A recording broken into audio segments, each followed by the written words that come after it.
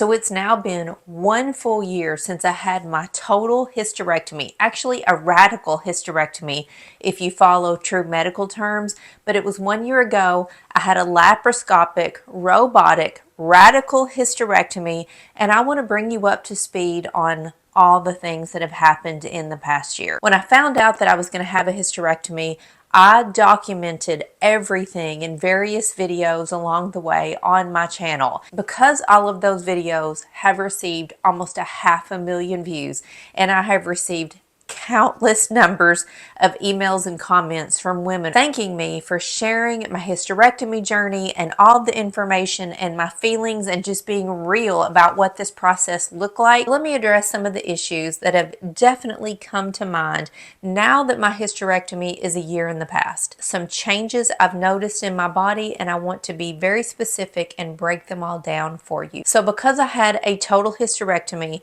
my uterus, my cervix, my fallopian tubes, and my ovaries were removed. I was put into surgical menopause, and I was not in menopause before my hysterectomy. 3 weeks after my surgery, I started on hormone replacement therapy. I wear a transdermal estradiol patch in the strength of 0.0375 milligrams. I change this out twice a week. This small dose of estradiol has completely eliminated all 100% of my menopause symptoms. And I did say in a prior video that I thought that having my ovaries removed was really, in hindsight, the best thing for me, because I didn't have to go through my estrogen and my female hormones going like this, hitting the highs and the lows, and me trying to figure it out and constantly be adjusting my hormones. Because my ovaries were taken out, I had no hormones. Zero. I put the patch on, I have the hormones that my body needs, and everything is even. My hormones are on an even keel, and I feel really bad for the women that have to go through menopause naturally and try to figure that out yourself. I cannot imagine what that struggle and process would look like and feel like, and what you would have to go through mentally, because I know in the 3 weeks when I had no hormones, how miserable I was. And I've never been so glad in my life to say I am now using hormone replacement therapy, and I will use it for the rest of my life. But about these estradiol patches, I made a video where I had gone to my doctor and told her that, oddly enough, even because I was putting my estradiol patch on as directed twice a week, I was having some menopause symptoms. And when my doctor said to me, Renee, you're losing your hormones because you're getting in the swimming pool every day and the patch is getting diluted and it's not getting properly absorbed into my body. So I ran to the grocery store and got a Band-Aid and covered my patch for the rest of the summer, and everything was fine. Well, I have now found a much better way to cover my estrogen patch. This is the perfect solution. I ordered these on Amazon. It's a transparent, sterile dressing. Open the package like this. The little patch inside is 2.5 by 2.5 inches. You can see right there how large it is. This is really just the paper backing that it's on. But every time I would put on a new patch, I took a little pair of scissors, cut this patch in half, and applied it over my estrogen patch. It kept it dry, it kept it secure, it is waterproof, and I felt so much better knowing that my estrogen patch was not going to get diluted by water. Now, I have received hundreds, if not thousands, of messages from you all saying you pulled out the pamphlet in your estrogen patch box, and it does not say anything about swimming or showering or being in the water, or it does say that your estrogen patch is safe for swimming, showering, and being in the water. And yes, if you stand in the shower like I do and the water rolls over you, yes, your estrogen patch is fine. If you take a quick bath every day, yes, your estrogen patch is fine. But for me, I'm in the swimming pool every day in the summer, at least 30 minutes. I am submerged in water. When I went on vacation, I was in the ocean. I was in the pool for sometimes hours every single day. If you take a very hot soaking bath, or if you get in the hot tub, or even if you are somebody who works out every day and you sweat a lot, chances are your estrogen patch is not properly adhering to your body and your body is not absorbing the proper amount of estrogen.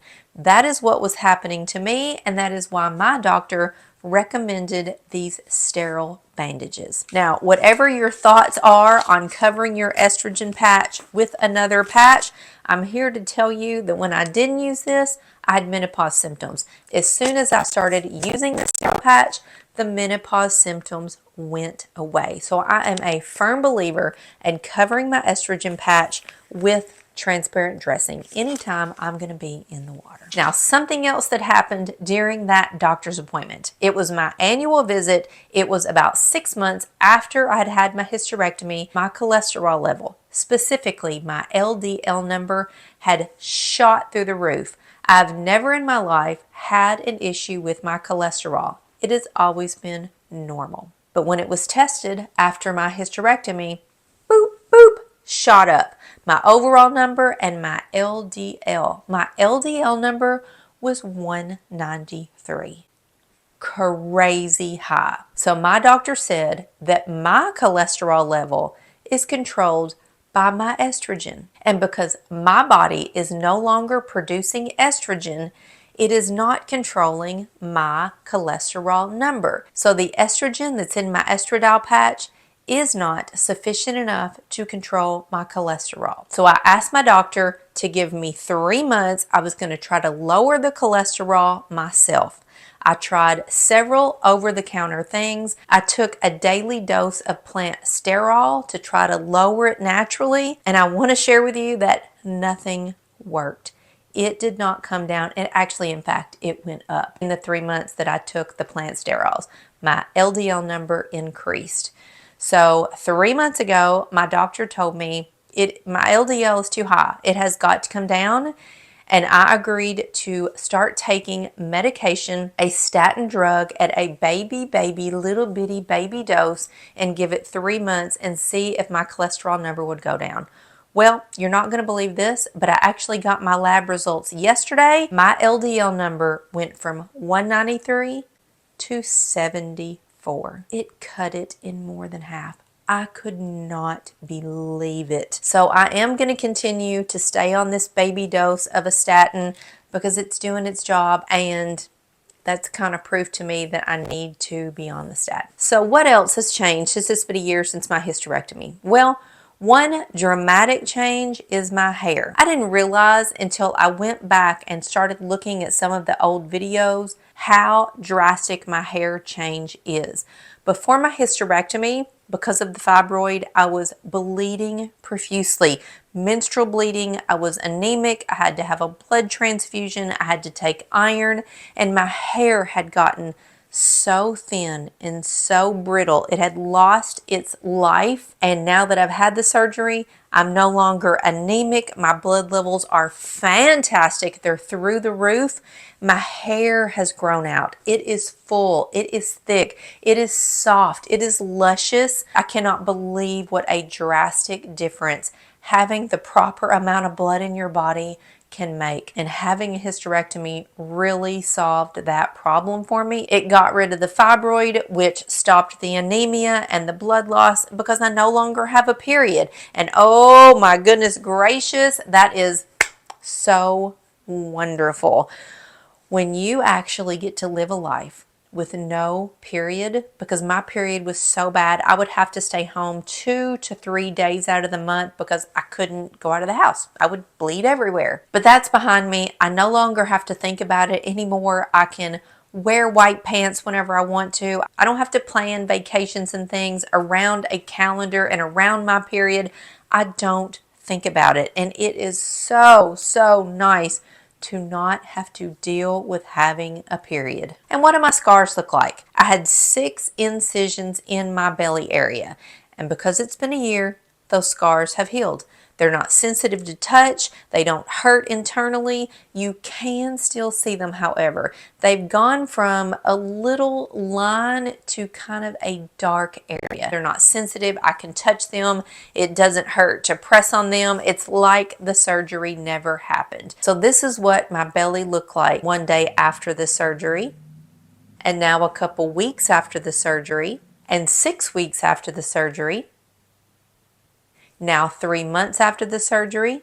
Here it is 6 months after the surgery, and this is what I look like now, 1 year after my robotic hysterectomy. Another big thing that I've realized is drastically improved since my surgery is my bladder. Before the surgery, the fibroid was pressing on my bladder. I didn't realize it because it just happens gradually over time, right? You think, I gotta pee. And more often, I gotta go pee. I would leave the house. I have to stop and pee. I get where I'm going. I have to stop and pee. Well, that is completely been eliminated. I can go hours and hours and hours without having to use the bathroom. I no longer wake up at night because I have to pee. I can go on a very long walk and not have to cut my walk in half and come home and pee. Honestly, I have full use of my bladder. I have full control of my bladder. I am no longer peeing when I sneeze or peeing when I cough or peeing when I laugh. All of the bladder issues that were related to the fibroid and my enlarged uterus pressing on my bladder have been completely resolved, 100% gone, and it is fantastic. So now I want to address one of the top questions that I get asked from women who watch my hysterectomy videos and have a hysterectomy in her future. Women are scared that having a hysterectomy and removing your female organs is going to change your life negatively. Now, I understand that if you're a woman of childbearing age and by having a hysterectomy, you're not going to be able to have children or have more children. That was not me. I was in my 50s. I knew I wasn't going to have any more kids. And so I didn't have that mental struggle. It was really not even a part of my thought process. I was, however, very concerned about how it would affect me as far as intimacy with my husband. And I don't really want to get into specifics and details here, but I will just happily tell you that having the hysterectomy has not at all changed how intimacy works. Everything is working properly, and actually it's working better than before. I don't have to deal with the fibroid and the pain that the fibroid was causing, and I feel better about myself, and I'm not in pain and I'm not uncomfortable because of all of my female issues. It's all gone, and intimacy is fantastic. So if that is something that you have been very concerned about, just let me kind of put that concern aside for you, because everything, at least for me personally, is better than before. So there we are. My hysterectomy was 1 full year behind me. I am mentally and physically feeling fantastic. And I'm just looking forward to a wonderful life ahead of me. So I hope that this very long video and my comments and opinion about my hysterectomy journey has been helpful to you.